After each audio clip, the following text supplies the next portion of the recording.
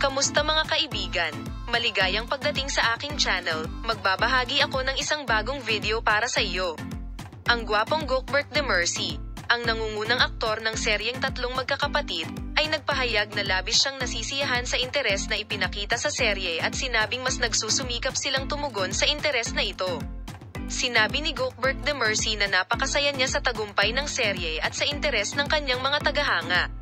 Aniya, mula noong araw na nagsimula itong ipalabas, nabasa na niya ang mga mensahe mula sa mga tagahanga ng aktor, na binanggit ang internasyonal na tagumpay ng serye ng Tatlong Magkakapatid, na nakakuha ng malaking atensyon kapwa sa Turkey at sa iba't ibang bansa sa mundo.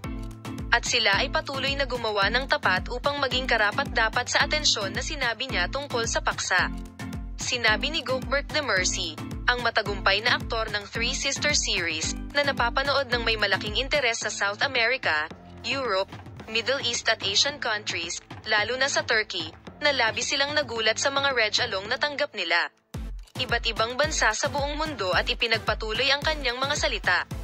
Napakasaya sa amin na pinapanood ko ang serye na may labis na interes.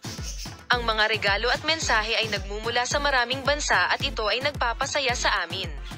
Ang mga mensahe at regalo mula sa mga bansang milya-milya ang layo, tulad ng Indonesia, Uruguay at Brazil, ay lubos na nagpapasaya sa amin.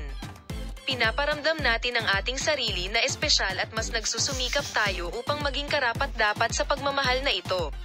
Ang matagumpay na aktor na si Gokbert Demercy ay nagsabi na ang regalo na pinaka-nagulat at nagpasaya sa kanya ay ang aklat na naglalaman ng mga liham na nakasulat sa iba't ibang wika mula sa 12-dosenang mga bansa, at nakabuo ng isang libro na may mga salita na nakasulat sa iba't ibang relihiyon.